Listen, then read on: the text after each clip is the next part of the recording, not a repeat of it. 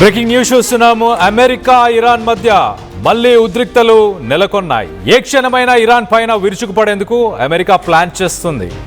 Iran పై 3 రకాల దాడులకు America సిద్ధమైంది. అమెరికన్ ప్రెసిడెంట్ డొనాల్డ్ ట్రంప్ కి యుఎస్ సెంట్రల్ కమాండ్ ఈ స్ట్రాటజీస్ని, ఈ ప్లాన్స్ అన్నిటిని కూడా ప్రెసిడెంట్ డొనాల్డ్ ట్రంప్ కి చాలా క్లియర్గా ఒక బ్రీఫింగ్ని కూడా ఇచ్చారు. ఒక మిలిటరీ యాక్షన్ తీసుకుందాం అంటూ మొదటి ఆప్షన్, అంటే 45 నిమిషాల పాటు ఈ బ్రీఫింగ్ జరిగింది. ఆ 45 నిమిషాల పాటు జరిగిన ఆ బ్రీఫింగ్లో మిలిటరీకి సంబంధించిన చీఫ్స్, జాయింట్ చీఫ్స్ అందరికీ సంబంధించిన చైర్పర్సన్ పాల్గొన్నాడు. డొనాల్డ్ ట్రంప్కి చాలా క్లియర్గా ఒక మెసేజ్ ఇచ్చే ప్రయత్నం చేశారు. అంటే ఇజ్రాయెలీ డిఫెన్స్ ఫోర్సెస్ వీటన్నిటితో కోఆర్డినేషన్లో మొదటగా ఒక షార్ట్ అండ్ మ్యాసివ్ అటాక్ని చేద్దామంటూ, అంటే ఫిబ్రవరి 28న అయతుల్లా ఖమేనీని చంపేయడానికి 450 ఫైటర్ జెట్స్, అలాగే వేలాది లొకేషన్స్ని ఎలా అయితే యూజ్ చేశారో ఆ లొకేషన్స్ని వాడిన విధంగానే మళ్ళీ ఒక షార్ట్ స్ట్రైక్. ఈ స్ట్రైక్లో ఏంటి, ఇరాన్లో ఉన్న infrastructure, nuclear facilities, power plants, desalination centres, అక్కడున్న బ్రిడ్జెస్, రోడ్వేస్, రైల్వేస్, వీటన్నిటినీ టార్గెట్ చేస్తూ ఒక్కసారే, అంటే చిన్న మోతాదులో, అంటే చిన్న లిమిటెడ్ టైంలో, షార్ట్ పీరియడ్లోనే ఎక్కువ మోతాదులో యుద్ధాన్ని కొనసాగించాలి, బాంబులు వేయాలి అన్న సజెషన్ని జాయింట్ ఆర్మీ చీఫ్స్కి సంబంధించిన చైర్పర్సన్ డొనాల్డ్ ట్రంప్కి ఆయన చాలా క్లియర్గా వివరించారు. అది ఫస్ట్ ఆప్షన్గా తీసుకొచ్చారు. దాని తర్వాత సెకండ్ ఆప్షన్ ఒకసారి మనం చూసే కనుక స్ట్రెయిట్ ఆఫ్ హార్మోస్లో కొంత భాగాన్ని ఆక్రమించి, ఆ కొంత భాగాన్ని ఆక్రమించిన తర్వాత అక్కడ నుంచి ఇంటర్నేషనల్ షిప్స్కి, కమర్షియల్ షిప్స్, ఆయిల్ ట్యాంకర్స్కి అక్కడ నుంచి ప్యాసేజ్ ఉండేలాగా చేద్దాం అనేది సెకండ్ ఆప్షన్. మళ్ళీ మూడు ఆప్షన్లు తీసుకున్నారు. థర్డ్ ఆప్షన్ ఏంటంటే అమెరికా యురేనియం రిజర్వ్స్, ఇరాన్కి సంబంధించిన యురేనియం రిజర్వ్స్ ఏవైతే ఉన్నాయో వాటన్నిటినీ యుద్ధం చేసి, అంటే సైనికులని అందరినీ అక్కడికి పంపించి యుద్ధం చేసి ఆ యురేనియం రిజర్వ్స్ని వెనకకి తీసుకురావాలన్న పాయింట్. మొదటగా యుద్ధం స్టార్ట్ అయినప్పుడు కూడా ఇదే రీజన్కి, అంటే మొదటి నుంచి ట్రంప్ చెప్తున్న కారణం ఏంటంటే యురేనియం రిజర్వ్స్ ఉన్నాయి ఇరాన్ దగ్గర, ఆ యురేనియం రిజర్వ్స్తోని ఒక అణుబాంబు, ఒక న్యూక్లియర్ బాంబుని తయారు చేసే సామర్థ్యం ఉంది కాబట్టి అది ఎప్పటికైనా ప్రపంచ దేశాలకు ఒక థ్రెట్గా ఉండబోతుంది, మరి ముఖ్యంగా గల్ఫ్ కంట్రీస్కి ఒక థ్రెట్గా మారబోతుంది. కాబట్టి మేము యుద్ధం చేస్తున్నాము ఇరాన్ పైన, అక్కడ ప్రభుత్వాన్ని కూల్చాలన్న ప్రయత్నం చేస్తున్నామంటూ ట్రంప్ మొదటి నుంచి చెప్పుకొచ్చాడు. సో మొత్తం మీద ఈ 3 ఆప్షన్స్ని అమెరికాకు సంబంధించిన యుఎస్ సెంట్రల్ కమాండ్ ట్రంప్కి ఒక బ్రీఫింగ్ ఇచ్చారు. ఫిబ్రవరి 28న అయతుల్లా ఖమేనీని చంపేసే ముందు కూడా ఒక 2 రోజులు ట్రంప్కి ఇలాంటి బ్రీఫింగ్ ఇచ్చారు. ప్రస్తుతానికి వీటన్నిటికీ కొంత బలపరుస్తూ మరో పక్కన ఇజ్రాయెల్కి 65 లక్షల కేజీల సామాగ్రి, అమ్యునేషన్, 65 లక్షల కిలోల అమ్యునేషన్ ఇజ్రాయెల్కి గడిచిన 24 గంటల్లో చేరేది.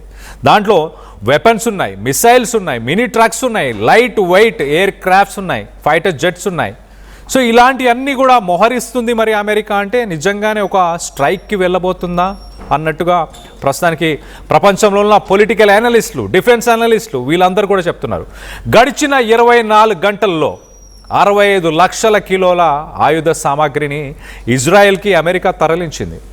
ఎయిర్, గ్రౌండ్ ఫోర్స్ ఉపయోగించే మందుగుండు సామాగ్రి, దాంతోపాటు మిలిటరీకి సంబంధించిన military trucks, joint light tactical vehicles, UTVs అని చెప్పచ్చు, ఒక రకంగా యూటీవీస్ని కూడా తరలించారు.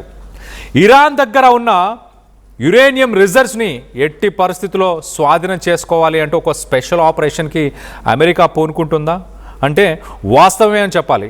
65 లక్షల కిలోల మందు సామాగ్రి యుద్ధం కోసం అంటే అర్థం చేసుకోండి ఎలాంటి యుద్ధాన్ని ట్రంప్ ప్లాన్ చేస్తున్నాడు. మరో పక్కన ఇరాన్ కూడా మొదటి నుంచి మేము అమెరికాని నమ్మట్లేదు, శాంతి చర్చలు జరుపుదామంటూ ఇటు పిలుస్తూనే 2 సార్లు ఇరాన్ పైన అమెరికా, ఇజ్రాయెల్ 2 సార్లు దాడి చేసింది. సో అమెరికాని నమ్మట్లేదు, మేము నమ్మే ప్రసక్తే లేదంటూ మరో పక్కన ఇరాన్కి సంబంధించిన ప్రెసిడెంట్ పెజాష్కియాన్ చెప్పుకొస్తున్నాడు.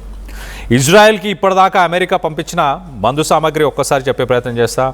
1,15,600 టన్నుల మిలిటరీ సామాగ్రిని యుద్ధం మొదలైనప్పటి నుంచి ఇప్పటిదాకా అమెరికా సరఫరా చేసింది.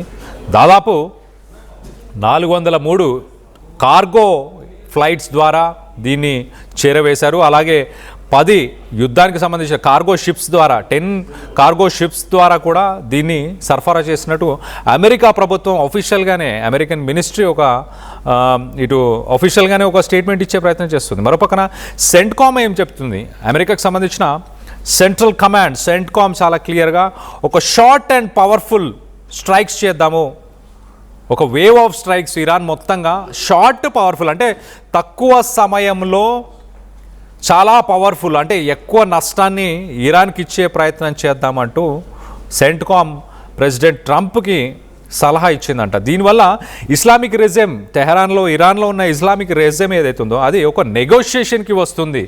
యురేనియం రిజర్వ్స్ని వెనకకు ఇవ్వడానికి వెనకాడుతున్న ఇరాన్ కాస్త దాని మెడలు వంచడానికి ఒక షార్ట్ అండ్ స్ట్రాంగ్ వార్ని జరుపుదాము అంటే కొన్ని గంటల పాటే కావచ్చు, కొన్ని క్షణాల పాటు కావచ్చు. మేబీ లాస్ట్ టైం మనం చూసాము ఇరాన్ పైన మొదటగా అయతుల్లా ఖమైనీ పైన అతన్ని చంపడానికి చేసిన ప్రయత్నంలో కొన్ని నిమిషాల వ్యవధిలోనే ఒక కోఆర్డినేటెడ్ స్ట్రైక్స్ అంటే ఇటు నావీ షిప్స్ నుంచి మిసైల్స్, ఇటు మనం ఇమేజెస్లో చూస్తున్నట్టు ఫైటర్ జెట్స్, హెలికాప్టర్స్, మిసైల్స్.